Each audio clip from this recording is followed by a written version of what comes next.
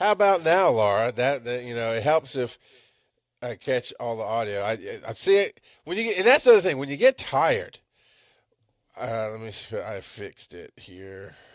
Fixed it. All right. So when you get tired, that's so I did this whole introduction thing of being unmotivated and how it affects us as students and this and that. And the thing is, you'll miss a little detail. So when I was setting up the video, I keep pointing off to the side where the computer that controls the video is. When I set up the video, I forgot to click the audio, and little things like that happen. We're going to talk about how to get through that in your life and how to get through that in EMS, especially. But I was talking about being a student. So man, usually when you're a student in the EMS world, you've got a job somewhere. Typically, we have people who are working, possibly even full-time jobs, to that become students. They want to change careers. They got motivated. They want to give back to the community, whatever. Especially paramedics. Typically, I'd say the majority of paramedic students are working EMTs somewhere. So you've got that. A lot of times you got a dating life or a married life going on, family life of some kind. Everybody has hobbies. Everybody typically has friends they do stuff with. I remember the days of when I went to school. And class was Tuesday and Thursday for EMT school, and it was Monday, Wednesday, Friday for paramedic school. So Tuesday and Thursday, I had come back from college and decided I wasn't going back to that school and didn't know what to do in the meantime. Decided I was going to do this EMT thing and try it out. And every Tuesday, every Thursday, from 6 to 10, I think was the class. And it was paid for by Hope Scholarship. Hope Scholarship had just come out, brand spanking new. And at the time, in the 90, is it 96? Yeah, 96, when I started EMT school, Hope Scholarship, the way it works is if you're doing a career like nursing or medicine, paramedic medicine, where you're giving back to the community, you're automatically got Hope Scholarship for it. So I didn't have to worry about paying the bills on that, but I did have a job. I did have to put food on my table and those kind of things. I was working for Chick-fil-A. I think I've mentioned that before, and they worked with me. They made sure I had Tuesdays and Thursday nights off, but most of the time I had to open on Tuesdays and Thursdays. So what I'm saying is, you have things going on in life, and it drags you down. It's easy. I remember just being sick one night, coming home from work early because I was sick, went to take a nap before class, woke up at midnight having missed class, got a peanut butter sandwich, ate it in the dark, and went back to sleep. And then, crashed out until the next day. And sometimes that's life, right? That happens. But when it's a hybrid school like ours, it's easy to put things off, right? Because when it's class, if you miss too many classes, you will not catch up. That's the problem. And my hair's all kind of crazy today because I've been working in the basement, and I don't care. I'm not motivated to fix my hair today.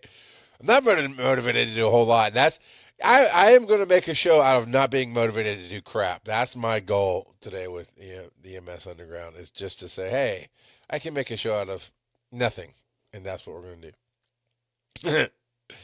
And it will help if you ask questions and throwback stuff and those kind of things, for sure. But with it being a physical school, right, you have to show up, and it becomes a habit. I show up on Tuesday, I show up on Thursday, or whenever the class days are, I show up, and it becomes that habit after a while, and you just get into that groove. When it's hybrid, like we have, your brain is, I can do that tonight. Later on tonight when I'm watching TV, I can. I'll touch on something Laura says here in a second, but you can put it off. I'll do it tomorrow, and deadlines sneak up on you. And actually, Tom last week talked about a student who badmouthed the school and went and gave it bad ratings and tried to actually get his credit card reversed because he went through the length of the class and just didn't finish his work. And that is actually something that we face as a unique problem as a student with our school is, okay, you go to Athens Tech. That's where I went for my EMT. You go to Athens Tech. They're like, pay all the money up front, period. No refunds. You show up to class, you don't show up to class, we don't care. You're paying all the money up front. And again, I had mine through the government, so whatever. And then the teacher says, hey, I'm an adult. You're an adult. You're trying to get a license or a permit or an education to work in a field of adults, and you're expected to carry your own weight. Show up. You don't. I don't care. You show up here. I'll teach you. You don't show up. You're going to fail the class. That's on you. And that's how this whole thing went. Well, when you have that hybrid part, it is so, God, man. I've done that too many times. It so many times when it's something digital. I have a board up in my kitchen. Well, it's the dining area of the kitchen. It covers the whole wall. It's a big, huge whiteboard. We got it for $10 at a school a physical school that was closing down. They were selling off all their old stuff. It is beautiful. It's a brand new small whiteboard. It's like 20, $30. So we got this whole wall, and it's what I keep my to-do list on, because I found that with different clients and different things, including my own household, my own family, I'd be asked to do something. Yeah, you know what? I'll do that. And then I get distracted working on something, or something pops up that needs my attention. And I'll work on that. And I was dropping the ball. So I go up there and I have it sectioned off, and I make my notes under each client that I have, and under the family. And I've got stuff for Giant Size Team Up Network, which is my network. That's a lot of stuff I'm working on right now. And it helps a lot because you forget things. You put things off.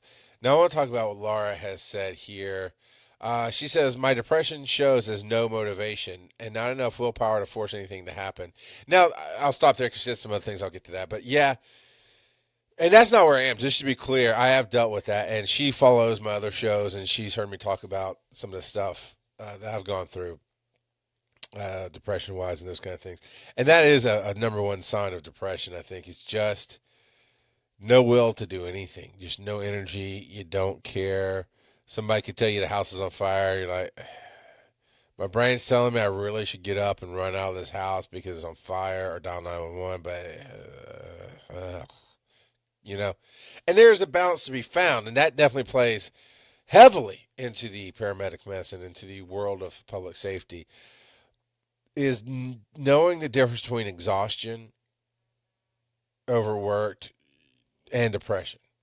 Tired, just being tired, because exhaustion to me is different than tired. Exhaustion is definitely, I've got a million things to do. I just can't. I don't care. My will to go on has given up. But this is right after you've done a whole lot of stuff, maybe gone through a hard trauma in your life, or something traumatic in your life. For EMTs, running that bad call, or running 16, 18, 22 calls in 24 hours, that happens. I dare say, I bet, I've not done it, and I can't recall off the top of my head right now, somebody who's told the story where they have done it, but I dare say you can run more than 24 calls in 24 hours. And that's a rough day. That's a tough day. I know there are certain calls. A friend of mine had a kid in an accident, and they died on him, and he had to take off the rest of the shift, and he got some counseling, and I don't know what happened to him after that. I've told that story a little bit here. But there's that traumatic event, right, that wears you out. That's exhaustion, because you just don't have it in you. You're exhausted. You have nothing left. You're depleted. That's what exhaustion is.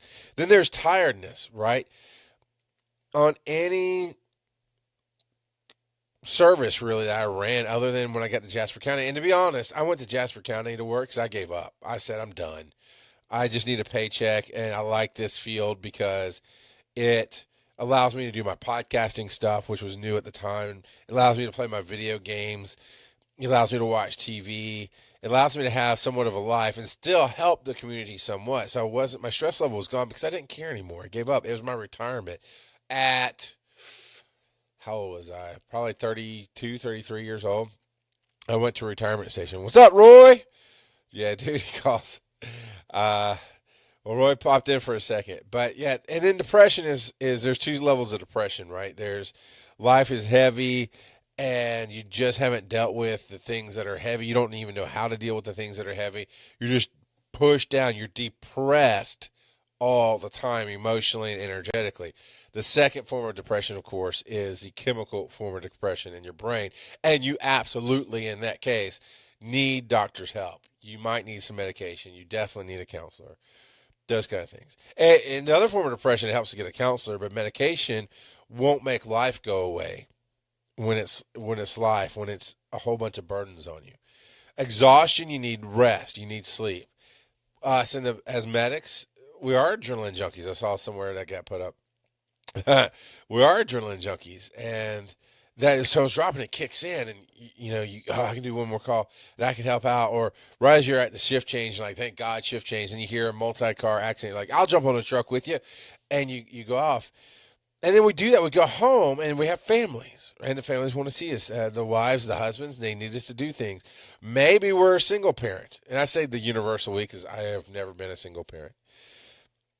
But in the universal sense, maybe we're single parents and we go home, and you take the kid to school, or luckily the nanny or the nana or whoever's watching the child for you took him to school. But then you got to be there to pick him up. You're only one in the house as an adult, so you got to clean the house and stuff pops up. My wife, one of the biggest complaints she has to me is I try to make her sit down and relax and stop. And she goes, but the kitchen is so messy. And I'm like, there's always going to be a mess. We have 4 kids. Something's going to be messed up tomorrow. And yeah, but it'll be worse. Okay, you got to stop fighting me. You have to, and this is for everybody. This is universal you. But I did say it to her, and I've said it to me. You have to stop and relax every once in a while. You have to decompress. You have to have that downtime because you're exhausted. And exhaustion absolutely leads to depression. Now, being tired where I am today, I'm just unmotivated. I didn't even want to work in the basement with my wife. I just kind of woke up tired today and just wanted to do nothing, but I'd promised her I'd work with her in the basement, and it needs to be done because, like I said, we have 6 grown adults coming in to need a place to sleep for that weekend. So I got to make the clean up the mess and make the room for them. And it's important to her. She's feeling so much better seeing a clean basement and seeing a clean house upstairs and everything else.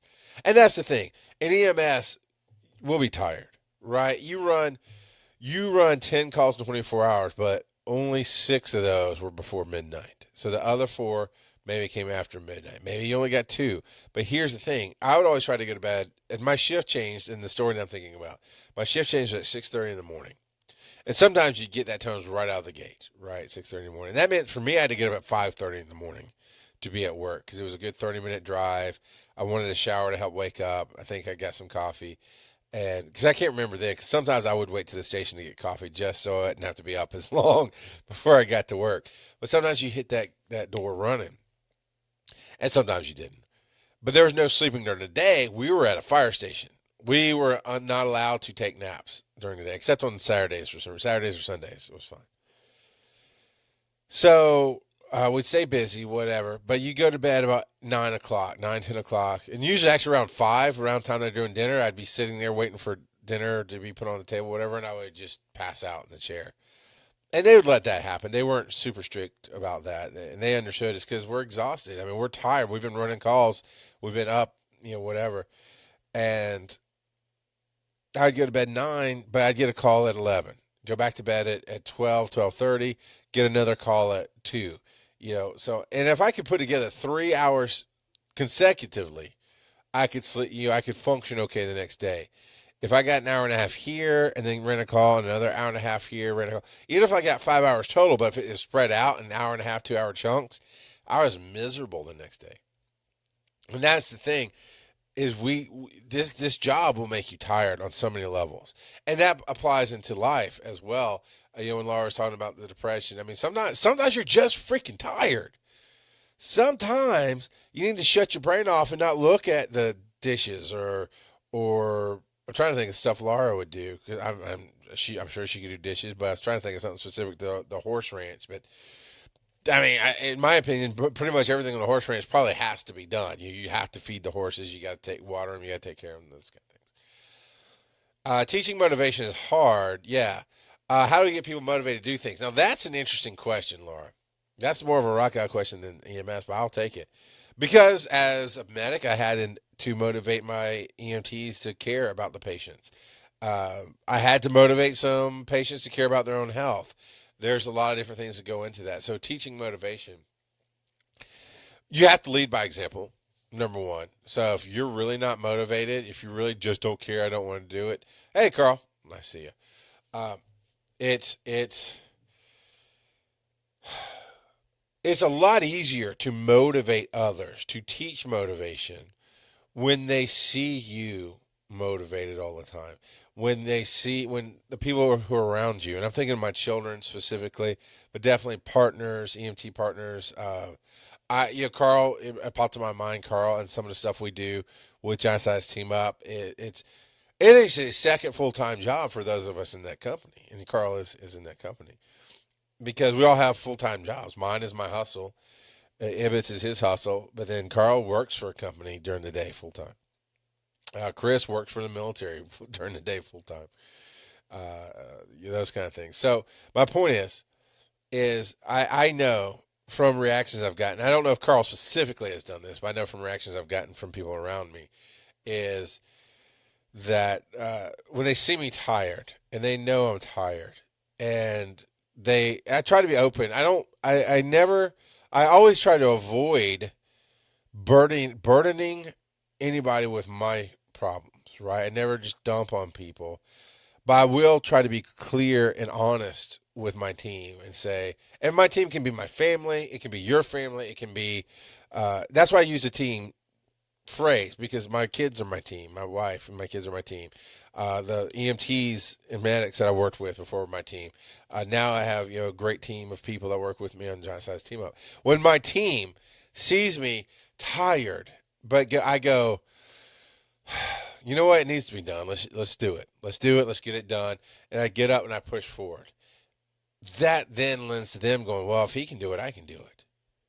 That's that leading from the front. That is true leadership. That is what leadership is. Simply put, follow me.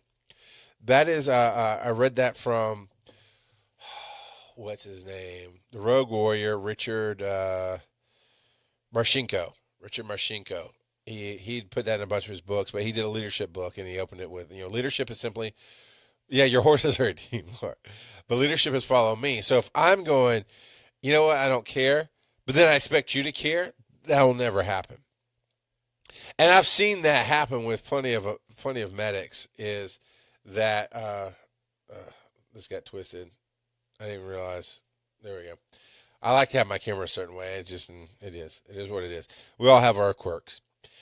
And I've seen medics talk to EMTs, and they just don't care. We call them burnouts, right? It's like, man, whatever. They bitch about it. They don't care maybe about absolutely towing the line on protocols. They don't care about going the extra mile. They're the ones who walk in with clipboards with the refusal on the board ready to go without knowing the full situation. I don't know that I can motivate them. I know that I could fire them if they're in my company. I mean, that's my thing. I never expect my team to ever keep up with me, number one. Although they do all the time, and that's super awesome to feel like maybe I'm stepping out in the middle of something on my own and look to my digital left and right and see Paul and Chris and Brian and then Klotz or Mike and Nolan and Carl is what I was trying to get to on the they're all hanging tight. But I never expect, because I know I push myself hard, and I know that I've built a life that sometimes says nobody else is going to do it. I have to. And that's how I do that sometimes. And I see them picking up and doing some of the same things, and it's amazing. But if I don't care, you're not going to care. So I always try to push myself harder. Let's make sure it gets done. And when I'm exhausted, and I tell people work-life balance is super important. It is. It's super important. Because without that ability to decompress, make sure you eat something regularly. Make sure you get fluids in you. Drink something, sodas, waters, healthy stuff, whatever. Make sure you have your downtime and decompress at home. These things help with your motivation to do things when you're on the truck. Or when you have that student, because I got to tell you, shut up, Lars, Snickers and Mountain Dew. I know you're throwing that back at me, because that was my paramedic dinner many a time, was Snickers and Mountain Dew. But how you have to be motivated. And when you're not motivated, let's look at the end result. Let's learn from our life lessons, right? When I go into a patient's house at 2 in the morning and they're having a nosebleed that they can't get stopped, but I walk in with a bad attitude, it sets the tone for everything. It makes the whole encounter argumentative and aggressive, and nothing goes right for anybody. You're pissed off, they're pissed off. You just want them to go to the hospital and get done. And sometimes you'll spend time on the scene that you don't need to spend time on the scene with because you have this bad attitude, right? You're unmotivated, so you want to get them to refuse to go, and they just don't want to refuse to go. There was one specific one along those lines that we went out about 2 or 3 in the morning, and it was a nosebleed, and he was pinching it. He was doing the tissues. He could, as an older gentleman. And I think he was on some blood thinner medication. I can't remember. But he definitely couldn't get it stopped. Okay, no problem. Come on, get in the truck. We got a towel that will help soak that up, and I'm pinching to help try to stop it, and it's not stopping. And I said, it's going to hurt. I'm sorry. But, we pinch. I think we did the tongue depressor thing with the rubber bands where we made a pinch for it so we didn't have to hold it ourselves. Took him to the hospital, and he was there. And and then we went back to bed. Then we got another call. He was still at the hospital. Went back to bed. He went home by car. Now, that's the thing. It's a nosebleed. He didn't want to get blood in his car. It's the only reason he wanted to go with us. And I walked in the first time and said, do like I try to do. Hey, all right. And my whole thing was just make them happy. If there's not a huge medical need, if they want to go to the hospital, let's just get them to the hospital, because that's a lot easier if I can just get them in the truck and do my paperwork on the way to the hospital. And then as soon as we get them there, get a signature, I can get back to bed way faster than trying to talk to them about refusals or you don't need to go.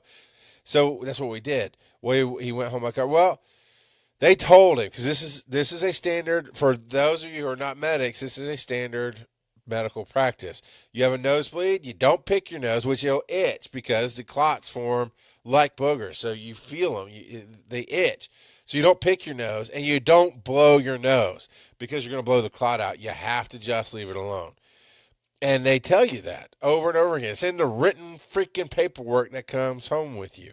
And sure enough, that asshat got home. And like I said, we picked him at 2. I think we got called, shift change at 6:30 a.m. And we got called at like 6 a.m. after we'd gotten maybe another hour of sleep to that same address for nosebleed. And I literally walked in. I just had enough of his crap. Because he's like, I don't want to ride in my car because I got white carpet. So I'm like, look, you old asshat. You were told not to blow your stupid. I mean, I was ill. I was unmotivated. I made a lot of horrible decisions. Didn't do anything unethical. I just called him a few names. Told him to get his stupid ass in my truck. Let's go. I mean, I was done.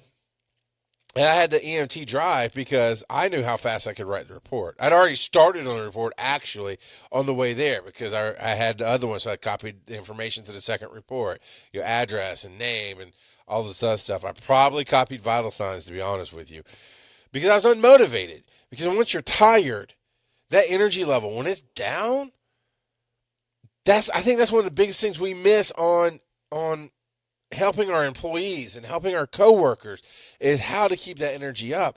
Because honestly, when you have no energy, you've got no motivation. You could want to be the biggest savior of people in the world and be that rescue hero. But when you don't have the energy, you don't care. And so, yeah, I said, get your happy ass in the truck. Man, I'm done with you. And he was all grumpy and ill. I'm like, dude, his wife was apologizing, but I was in a mood to fight. I was in the mood to fight. And I did. I was like, don't give me your crap. We came out here the first time. I was nice. You gave me a BS reason, which I didn't say BS, but I'm trying to keep my language safe for the show here. But you gave me a BS reason. You don't want blood on your carpet. That's not a medical emergency. And you are going to get a bill for like $1,000 just for the ambulance for that. But there's nothing we can do. But this time, don't you give me your crap because you blew your nose and you were told not to blow your nose. It's right there in the paper not to blow your nose. You just had to do it anyway. And now you got to go back to the hospital. So and guess what? He wanted to refuse. He refused. I'm like, just making my life. And that's the thing. I realized even then, my actions and reactions to him got an opposite result of what I wanted. I just wanted to get him done with so I could sign off on the paperwork and go home and go to bed. That's what I wanted. And what I got was arguments and drug out, and he probably complained on me too. I don't know. But that's the thing. It's man, motivation is such a tricky factor because we're all human beings, right? There's many times we just get up and just don't feel like going to work today. And as a medic, you got people depending on you. And as a medic and an EMT, the way that industry works is you really just can't call out. I mean, you call out sick, but it's 30 minutes before your shift. That is a huge problem. Yeah, it's just I thought maybe we'd go down that rabbit hole, but I've got nothing there, so I'm not going to do that. That is something important. If someone has had time to change and chosen not to, you may have to remove them before the lack of motivation spreads. This is for friends and people that work with you. Absolutely, Laura. Absolutely. I've gotten rid of partners because they were just negative all the time. They were just uh, negative Nancy's, is what we call them. The can't, and a word that I cannot say here on the show, but it came from the Rogue Warrior as well. Can't, you fill in the blank. Uh, and we had plenty of people in the EMS field who never wanted to work. They want to show up, get paid, feel important because of a patch on their shoulder, and be high and mighty and talk down to people. But they don't want to run calls. I don't understand that mentality. I don't. I don't get it at all. Oh, what else? What else can we get at? We're talking about taking your rest and doing those things. Honestly, sometimes chemicals are the answer. And by that I mean like 5 Hour Energy, if you like Monster Energy drinks. Now, if you find that you're doing too much of that, everything in balance, right? Everything in balance. If you're finding you're taking sleeping pills once you get home, or Motrin or Tylenol or Benadryl or alcohol or whatever, you're taking downers, if you will, to go to sleep, and uppers, if you will, to get through your day. You need to change something in your life. I have been there. I had a realization at one point in my life, like, I am in a weird, stupid cycle of uppers and downers. And I'd get up in the morning, coffee's an upper. And EMS is definitely notorious for, we drink coffee all hours of the day and night. It's our lifeblood. But, there's also, I was taking 5 Hour Energy halfway through the day to keep me going. Those kind of things. And at night, I'm doing things to help me sleep. Drinking, like I was listing off before, taking, Tylenol PM, those kind of, whatever. I'm doing things to help me sleep. And that's a cycle that you have to break, because doing that cycle of uppers and downers, you won't find a balance in your life. Laura says, I got a divorce partly because of lack of motivation and grouchy, and the world hates me. Yeah, it dragged me down so far before I realized and learned. Yeah, so much better at recognizing it. Absolutely.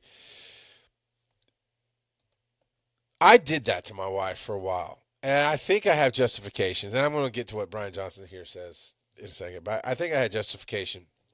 But we all think we have justifications for the things we do. But there was a time when my wife just wanted to go, go, go, and do, do, do. And part of it was EMS. Part of it was, I just got off a 24-hour shift that goes 6:30 a.m. to 6:30 a.m. And I just want to sleep. And she's been gone without me for a whole day, sometimes 2 days, because it's a 48-hour shift, maybe. And I am kind of a homebody. I love doing events where I'm out in front of people and speaking and talking, but to go to something like just a festival and walk around, I could care less. Well, I guess I couldn't care less, is really the way to say it. But that's her jam. She wants to do that. She wants to get out and say, "Ooh, look at this table." It's kind of like that stereotype of shopping with the husband and the wife, where the husband just holds the purse and the wife does all the shopping. My wife's never been a shopper like that. But what she does want to do is go hit 3 different festivals in a day. You got Cherry Blossom. I don't know if all these happen in one day. These are just popping in my head. You got Cherry Blossom Festival, and you got the Sunflower Festival, and you got the the Mule Festival. I don't know. I mean, there's a Mule Festival somewhere we went to, and we'll bounce. I'm like, God, I don't want to do this. It's hot. It's outside. It's going on. Renaissance Festival all day. Yeah, yeah. But I do it for her because there is a balance. To talk about that divorce. I think divorce happens in EMS, and maybe we'll talk about this next week. I think divorce happens in EMS because you're on two different pages. Because so many people in EMS think they have to protect their family life, so you don't tell them anything about work. And then that leads to, or you have the mindset of that my partner, my life partner, will never understand. They just can't get me. Okay, let me just say something here, and this is going to be on the Rock God Show at some point soon too. The second you tell me I will never understand because fill in the blank, I'm done with you. You'll never understand because you're not gay. You'll never understand because you're not female. No, shut up. Shut up. You are instigating a wall in between you and I instantly by saying that. And I'm honestly pretty much done with people. And I have some people in my life I love that it just really makes me grind my teeth and like, you'll never understand because you're not black. Human is human. While you're right, I won't have experienced some of the same things. Maybe I have. You don't know me. You don't know my life. And I think as humans, we can empathize and we can connect. And guess what? In my head and the way I live my life, you can be a white, 6'6" male who is a former paramedic and be as close to as exactly like me as possible, and you won't fully comprehend everything that goes through my head and everything that I've experienced because I am a snowflake. I am precious and special, and I'm a snowflake. But that's the truth, though. As human beings, we are all different. One black man cannot understand another black man's plight. Skin does not universally say everybody had the same thing. Sex, gender, females don't just understand other females instantly because they're not all going through the same thing. So, God, it drives me crazy. So, talking about that divorce factor, we'll talk about all that. I think next week that would be a great topic. Why divorce and cheating happens so rampantly in EMS, in the field of EMS. Brian says here, I think 24s are a thing of the past. We shouldn't be hanging on to that outdated schedule for EMS. God bless you. Praise Jesus. That's, man, that 24-hour on, 48-hour off is a fun shift for your life, right? Because you do one whole day of work, you get 2 days off. You swap, you do 2 days back to back, you get 5 days off. It's really great that way, but it is tough. It is tough to do especially if you're any kind of busy. But he goes on to say minimum EMS is understaffed most places. Minimum resources. Everyone wants it, but no one wants to pay for it. 12s should be the common shift. We're no good when exhausted, and that breeds complaints. The armchair rested up quarterbacks are there to tell us we suck. Yeah, you're absolutely right, Brian. Is that? And there's two Brian Johnsons that I know. One is somebody who works with the school, I think, or associated. The other's a guy I know named BK, and I'm never quite sure which Brian Johnson it is, so I'll just call him Brian. That's part of the problem. Even on a 24-hour shift, it's not the same as getting rest in your bed. In my particular house, I've got my room fairly blacked out. So minimal light. I do like some light. So minimal light comes in, which is enough for me to still sleep through. I've got a box fan that I turn on I like flowing air and the noise of it. I've got an air conditioner in my window to keep the room exactly the temperature I want. And it's my bed. It's broken into me. And I know I can shut my brain off. And my wife is there to take care of the kids if I need it. So I don't, thank you, Brian. Because I don't have to be concerned with what is happening outside of the world of my room. And I think that's true for most people. That's why there's no place like home and all this other jazz. Because you have your environment, your energy, your everything set up the way you need it to get rest in your room. Hotel rooms are different, right? It's just different. The bed's different. The layout of the room is different. The air conditioning is different. You'll hear noise of people walking down the hallway or outside your room. that kind of thing. EMS is the same thing. When I was in Jasper, one of the best bunk rooms we ever had, you got a private bunk room with some lockers. You had your own locker to hang uniforms and stuff in. They had plenty of power outlets for you to put a box fan, and they actually provided, I think, a box fan for each room. Little lamps. There's an overhead light if you wanted the bright light. There's a lamp for more cozy lighting or night lighting or whatever you want to call it. But while I was there, even though I had some of the best setup to make it a personal space and make it the most comfortable I could, I still had to sleep lighter because I had to listen for the tones. Every time the tones dropped, is it my truck? No, it's not my truck. But now my brain is processing what's going on, right? So I hear them on the radio, or I hear the things key up, or this or that and the other. And the radio system we use at Jasper, you'd hear stuff break in from time to time, just and static and, faint talking. And every little noise would wake me up. So it is definitely different. So, yeah, that 24-hour shift, it's physiologically brutal, and I agree with you wholeheartedly that we should be getting rid of 24s. That you're going to save money in the long run by having 12-hour shifts, a night crew and a day crew, and you overlap them. I don't know much about it, but I know at one point Grady had a 10-hour shift, whereas 8 hours on the road, but an hour beforehand to check off your truck, an hour before afterwards to finish up your paperwork, make sure your truck's clean, set up for the next crew or the next day. And that sounded like a really good system. You come in, you're getting paid to make sure you're ready to be roadworthy, but you don't have to rush right out the door. And then once that time hits, you're on the road, you're probably running the whole 8 hours, doing what you can. So then you get an hour on the clock to decompress, to not worry about any more calls, to make sure your truck's exactly clean the way you want it, everything's put back, all your paperwork's done. Yeah, man, that sounds so good. You can even do that after 12, 10 hours on the road, 1 hour each side for setup. I can't agree more. I mean, 24s are really, really tough. Laura has a fiance schedule, 12-hour days, 3-2-2, 3 days on, 2 off, 2 on, 3 off, 2 on, 2 off. All right, yeah, I get that. That does make sense in a way. So you're doing 3 days in a row, 12 hours. So you got to figure a 14-hour day, give or take, with commute, right? You're going to get up, get your coffee, shower in the morning, whatever, get ready, get in your car, drive to your work, and however long that is. You work for 12 hours. You never just walk out the door at the end of that shift, right? Then you come home. So you're talking a 14-hour day. That leaves you, say at 16, you still have 8 hours. That leaves you 10 hours for you time, be it sleep, be it whatever. Now, that's still a schedule that will leave you 2 hours of decompression time, hang up time, whatever, and then 8 full hours of sleep. I got to say, my guess is most adults today, in America at least, do not sleep 8 hours. I think 5 to 6 is really what we do. And it's really, really crazy. But yeah, and then I like this. So you got 3 days in a row, but then you're going to have 2 full days off. And then you got 2 days on, you're going to have 3 full days off. That's a pretty good schedule. And you can manage that. I like that. Your haven. Yes. Yeah. Well, I was talking about the rooms. You definitely set up your own place. And I do that wherever I work.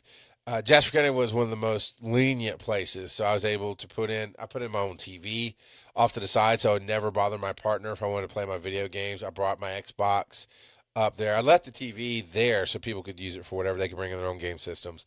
And a chair. And so it had its own comfy chair, a table, a TV, a place to put the Xbox. So my partner could be watching whatever the hell they wanted to be watching, and I could be playing my video games or working on my computer or whatever. So a little space.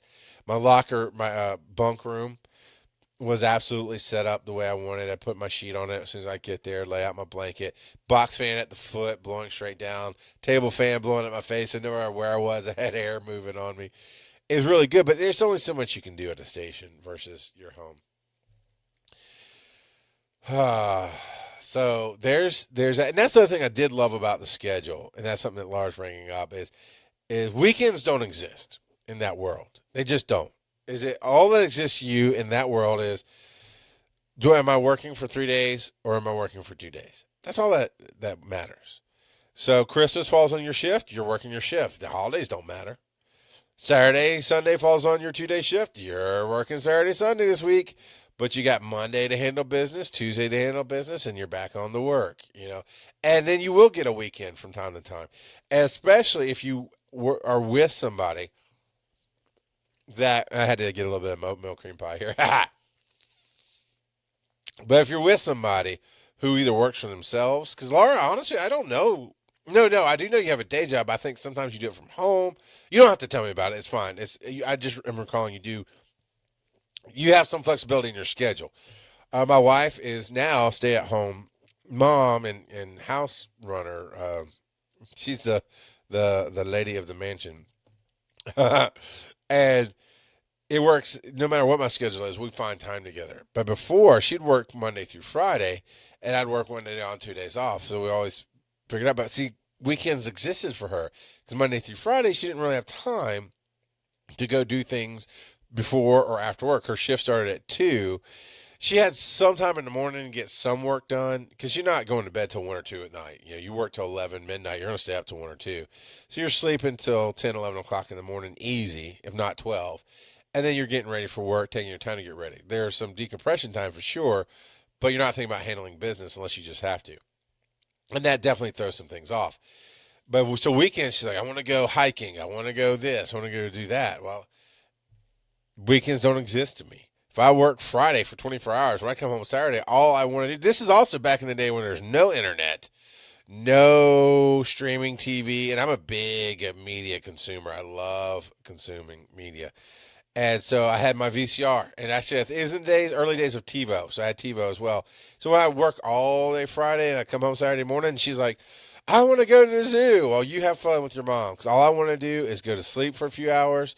Then when I wake up, I want to catch up on my Law and Orders and whatever else I'm watching, during the week that I'm missing because I'm at work and I can't watch it. And that does make a divide there. And if Carl says, what is this sleep you speak of? As Laura says, I work hard to get my sleep. See, now that is important. Carl, here, be like Laura. Listen to Laura. Be like Laura. That's kind of my point of all of this ramble that I did. Now, I say I can make a show out of nothing, and I did my best today, and I think I did fine. But it's rambling. I get that. It's not, here's the point. It's, I woke up tired. I'm not motivated to do this today, but I'm going to do it because it's what I need to do. And I do love talking. I'm not going to lie. I love being in front of people and talking and doing what I do here. But I was thinking before I came to do this broadcast, I've got nothing for the show today. I'm like, well, you know what? Let's see if I can make a show about nothing happen. But it does become about make sure you get your rest. Sometimes, you have to push through. I don't really have a good reason to be tired today in my mind.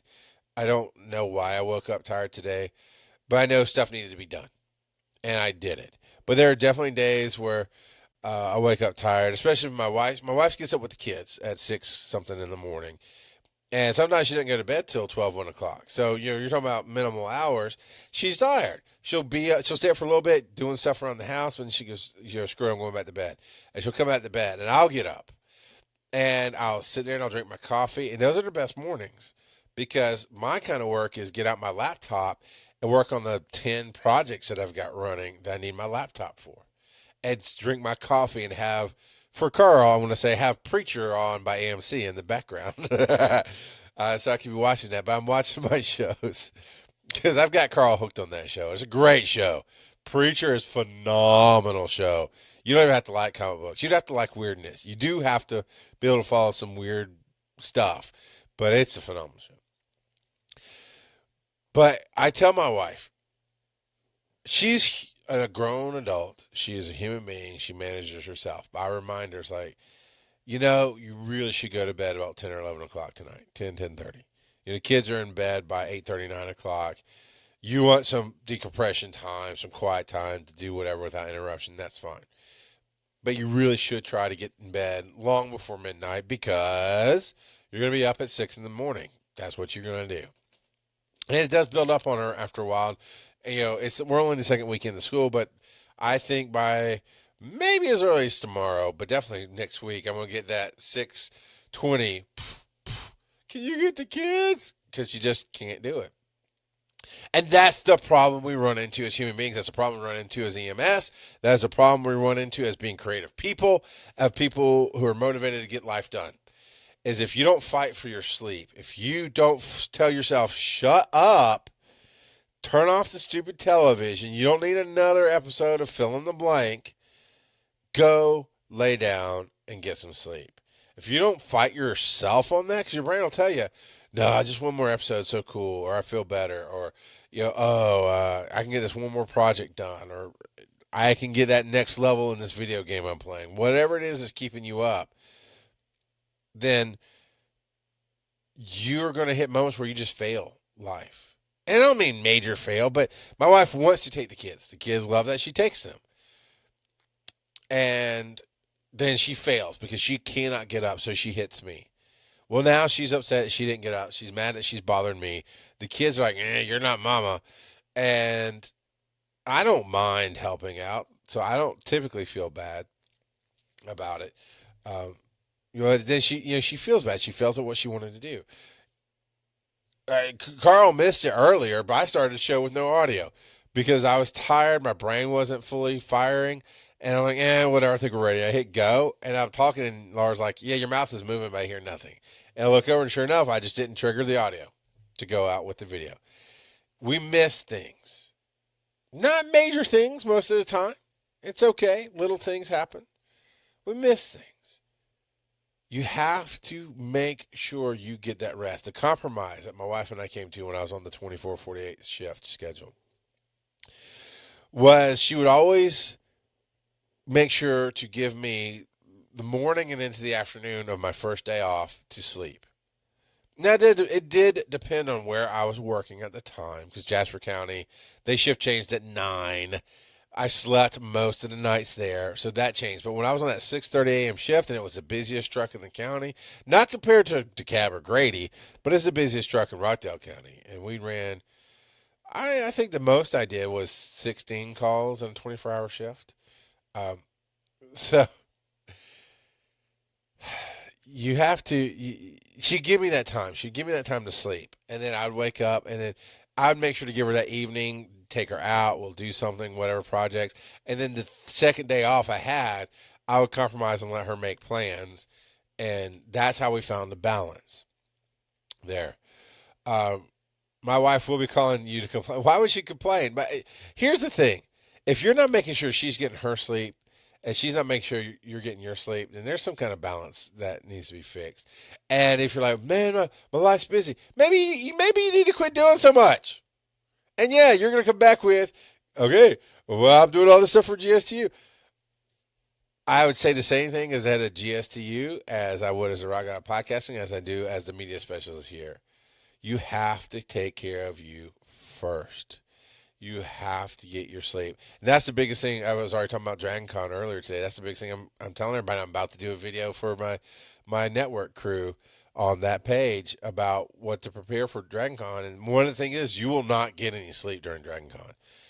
We are there until we're not getting back to my place with the crew that's staying with me. Not everybody's staying with me. Not everybody has to work on my schedule, but those who are on my schedule, I will not be getting back to my place till 1:30 at night, to get up at 7:30 to get out of here at 8:30 every morning. And that's going to be that schedule. And it's tough, but it's a short weekend. And I told everybody, though, I did, who are making travel plans, like, do not fly out on Monday. I'm telling you now, if you plan on staying through, unless you just have to with work, whatever. But I'm telling you now, if you can make the plans to leave on Tuesday, it is far better for you. Because I'm telling you, by the time you hit Monday afternoon and the last panel's done by 3 o'clock in the afternoon, or 3:30, something like that, and we disband, you think, oh, no, I can kind of do so. But by the time you get back to your hotel room, or in this case, everybody's going to be coming to my house for a big barbecue dinner for the network. And by the time you do that, you're going to be exhausted. By the time you just sit down and realize I've got nothing else I need to do, you're going to be exhausted. And all you're going to want to do is sit in that chair and not move and just kind of let life happen for a minute. And I think most everybody took my advice, but that's the advice I give for the medics out there, for the EMTs, for the students going through class. You have to find a day. I suggest one day every week, and it can vary. And sometimes maybe you only get a few hours, but you have to fight hard to protect your space to say, yeah, I had to work 4 days this week and I had class 2 nights on the same days that I worked. But this Saturday, I could go do this, this, and that. But what I'm going to do is just shut the world off. I'm just going to sit here and do whatever it is that just keeps my brain going while I'm doing nothing. For some, it's video gaming. For some, it's watching marathons of Preacher. for for others, just reading. I know a lot of people like to curl up with a good book. That's what I'm talking about. No alarms, right? You got to shut all your alarms off. You get up, whether your body gets you up or not, that's fine. And my wife gets mad. It's like, my body wakes me up. I can't sleep past so and so and so and so. Yeah, no sharing the TV, right, Carl? No sharing the TV. You hog the TV. It's like, no, this is my day. I do that with my kids all the time. They get to watch all kind of stuff. And I kind of like, nope, it's my turn. And I just take the remote, turn off their crap, and watch whatever I want or play my video games. And they understand. And I think in your house it's probably the same way. I know you work. I know your wife works. I presume your older kids probably work, but whatever. But the thing is, your kids are aware of your schedule. So when you come in and go, no, it's my turn, it should be your turn. And that's the thing with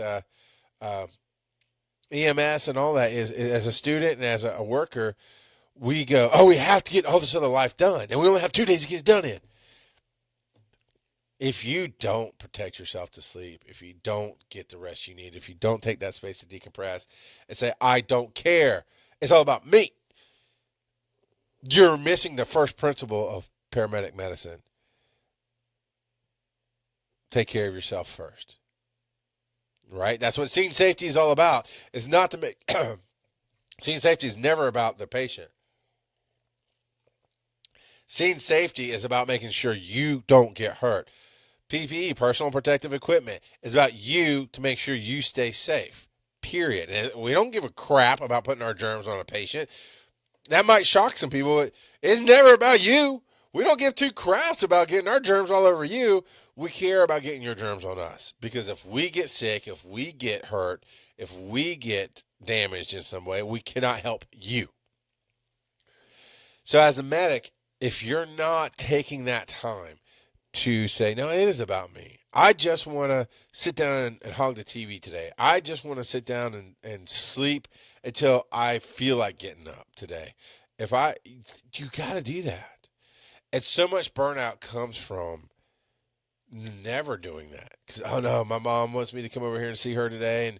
And my boyfriend or girlfriend or whatever wants me to go out with them today. And I get that. But you have to conversate. And I mean, I could do a whole nother show on conversation again. But that's the thing. You have to be talking about your life to your family and find a balance. Laura says, I did this really bad the other week, coordinating VBS. We had several other things going on, and then a horse show, then travel. I made it to the horse show and had to call help because I was sick. My first ER trip for myself came a couple of days later when I still wasn't better, and the trip got moved. Yeah. Yeah. I've learned that I need 2 weeks before and a good week after Dragon Con to not do anything. I mean, life goes on. Yeah, I have my gigs, I have my work, but I take on no extra projects during that time because I need that rest. Because I know it's 4 days of energy just pouring out, constant movement, constant on the spot energy. I think I'm doing 10 panels this year. And a lot of that's moderating. But I'll be moderating pretty much the whole thing. And then, I mean, when I'm not moderating, I'm also on a few panels as well. So it's a lot of doing what I do in front of people, the energy and the questions and the answers and the funny. And it's going. And our commute is good 45 minutes. Easy. I think it's more like an hour and a half from my house to the con. So there's all of that. You've got to plan for it. And I've learned when I've tried to plan stuff in the past, no, we just it just goes away because all your energy is gone. So that's something that my whole house is built around is we know those 4 days I'm gone. You won't see me. I leave early. I come home late. I actually have gotten to the point where I can take one of the kids with me on one of the days, one of the older kids, and I do that, and they love it. but it's crazy. And Monday evening is gonna be God, it's gonna be so much awesome of us sitting around talking and doing our things because you need that too. You need camaraderie as much as you need decompression. So there is all of that. I think that's about all I have to do. Yeah, like Laura says, I was planning to sleep on the trip, but maybe I'll do it next time because if I do VBS two, I'll be split between.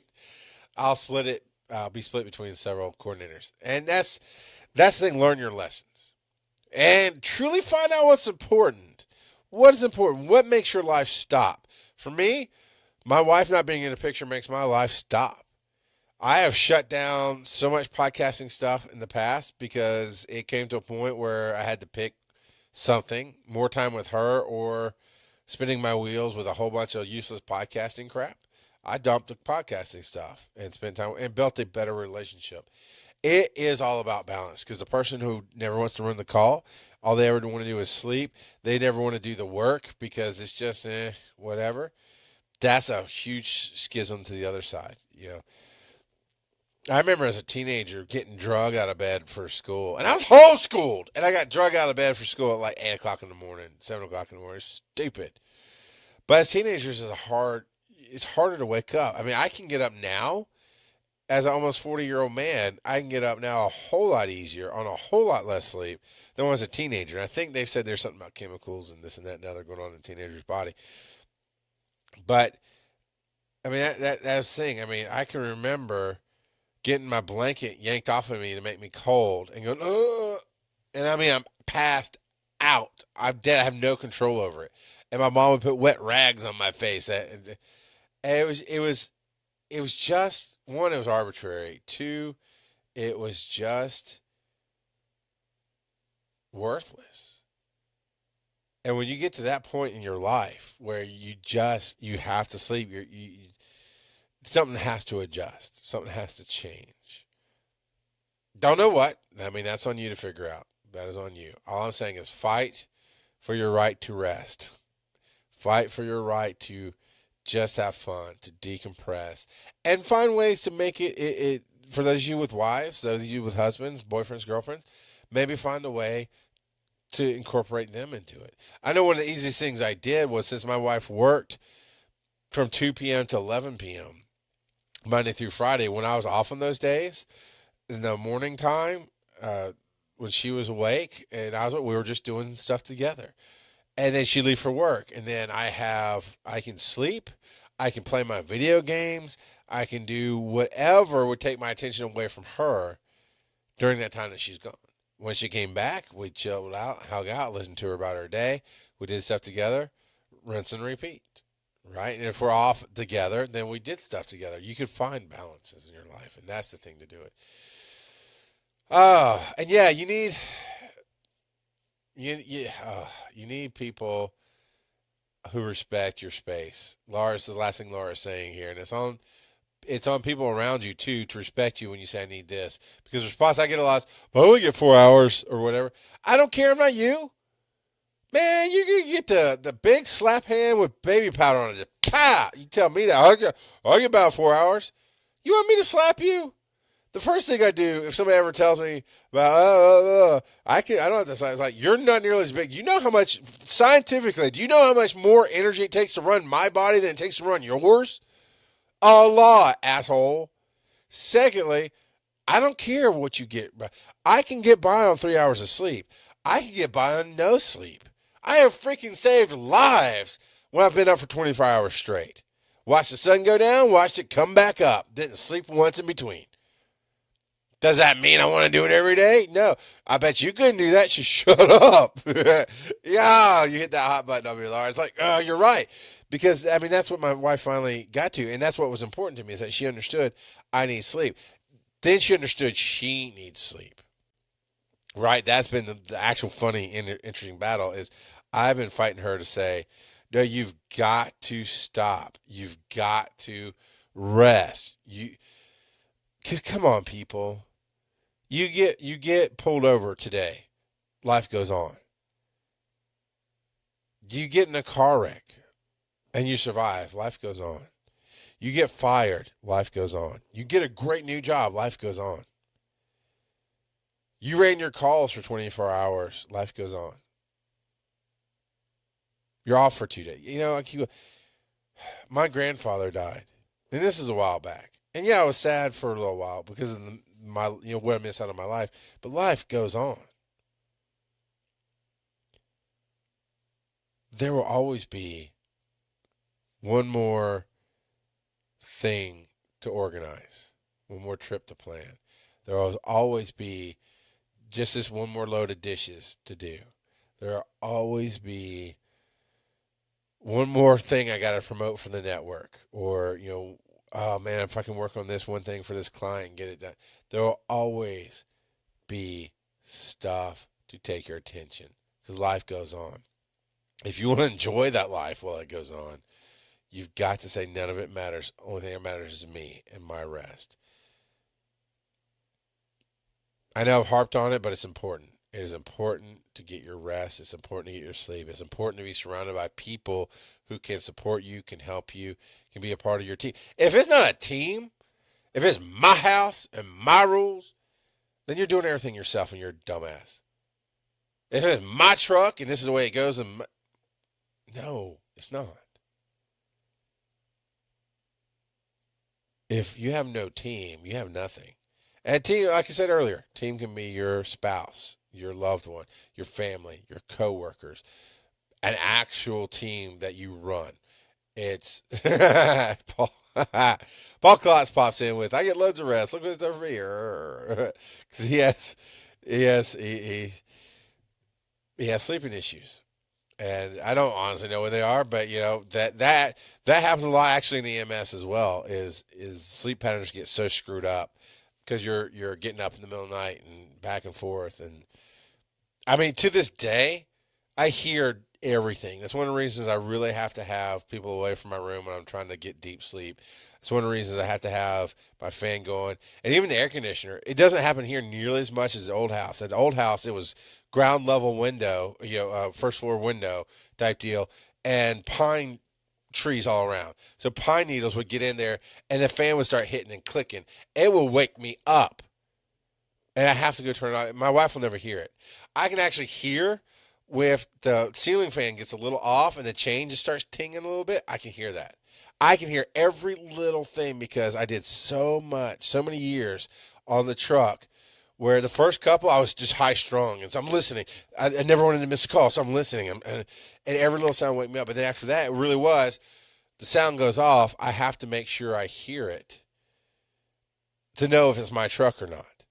To know if I'm the captain on shift, even if it's not my truck, I have to be able to look out for my other crew and make sure they don't need backup or that they're getting everything they need taken care of. Because we had a call one night where a crew got called out, and it was in a spot of the county where the radio signal wasn't super great. For some reason, I could hear them, but dispatch wasn't responding. And they got there, and it turned out instead of being a felon can't get up call, it turned into an obvious domestic dispute violence call where the aggressor was gone, but it was a crime scene. And they keyed up and we need Georgia State Patrol, we need sheriffs, we need everybody out here. This is now a crime scene. And there was no response. And they keyed up again, and I had to get up out of it because I had to monitor the whole thing. I was the captain. I was the one responsible for this to make sure they had everything taken care of. And so I had to get up at 4 a.m. after listening to this call for the last 30 minutes, lightly sleeping, to call dispatch and say, no, get out there and help them. That guy could come back. They're in a dangerous situation. And they're like, oh, crap, sorry. Because they just, for some reason, I was getting the radio calls, but they weren't. No, I don't know why. So I had a little over a decade of that, just constant. So, yeah, every little thing can bother me. I know when my wife comes in and out of the room most of the time. It's a thing. It's a thing. So I'm just saying sleep patterns can get messed up. I haven't been active in the field for at least 5 years, probably more. No, well over 7 years now, maybe 10. And I still am that way. I still hear things. And sometimes, and I mean that in the other way too, sometimes I hear things that aren't there. I hear tones drop every once in a while in my sleep now. It'll just wake me up. And I hear it plain as day that the ambulance tone's dropping. And And I'm like, but I'm at home. I haven't been an active medic in almost 10 years now. What the hell? It is what it is. All right, so and that's before I wrap up, that's a great point. Sleep was much easier as a child when the only responsibility was sleeping until someone woke up. Yeah, and that's what I'm talking about. When you have your haven at home, and maybe it'll help class, maybe it has his haven, I don't know. But when I know when I don't have to worry about the kids, when I have no need for an alarm, when there's nothing I have to worry about, I get the best sleep. I can just go in and shut my door, turn on the fan, air conditioner, all that jazz, and just curl up and forget the world exists. And that is the best. I think my wife is the same way. When she knows she can just come in, I've got everything taken care of. She can lay down. She gets some of her best sleep the same way. Yeah, the buzz in your pocket with the phones in your hand, those kind of things. So, all right, I've rambled enough about sleep and lack of motivation. For not wanting to do a show, I got a whole hour and 8 minutes out of it. There you go. Thanks for coming out and watching. This is EMS Underground. We do this with Georgia Institute of EMS. Check us out in Covington. We are a hybrid EMT school. You can get EMT Basic, EMT Advanced, and hybrid means you only come into class once a month or so. And, of course, you can schedule study times. You can schedule extra hands-on time, but you get to do all your learning online. So check it out. The phone number for the office, 678-561-2368. For more information about the show or more information on the classes that we offer and what's coming up and how you can get involved. We've talked about actually doing an AA-type meeting for paramedics where it's as anonymous as it can be, but it's just a decompression, talk about issues, talk about things going on in your life. I love that whole mentality of the anonymous groups, right? The Alcoholics Anonymous, Sex Addicts Anonymous, those kind of things. Because it's a group of people that go through the same thing, who have the same struggles in their marriage, in their life, and their balance of everything. Because we all have that common ground of being a medic on the truck. And the anonymous part, even though we will know each other, the anonymous part is what happens here stays here. Because somebody should be able to talk about the problems they're having, the issues at home, the lack of sleep. And if that's something you're interested in being a part of, call us, 678-561-2368. We get 2 or 3 people interested. I know Tom and I will put that together. I am very interested in doing that because I needed that. In the 10 to 12 years I was a medic, I needed that. Never had it. Never had a person to talk to. So we're offering that. You can talk to us. You can email the show with topics, emsu@gaiems.com.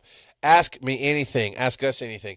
We're going to have Tom back on. He was on last week. We'll hopefully be back on campus soon when all this crazy schedule of these classes gets settled down and he's not scrambling nearly as much. So check us out. And I'll be back next Thursday, 2:30 p.m. Eastern. And we'll talk about everything that is in the world of medicine and EMS and all my adventures and anything that you can think of to ask. So do that. And I want to give a shout out again to Laura, who has been following this show and had a minor medical emergency happen with her family and trusted her instincts, and her instincts were spot on. And she just got a second opinion. So good on you. Good on you for learning and trusting and not freaking out. And you handled that situation well. So tune in next week with your questions, and I'll be back.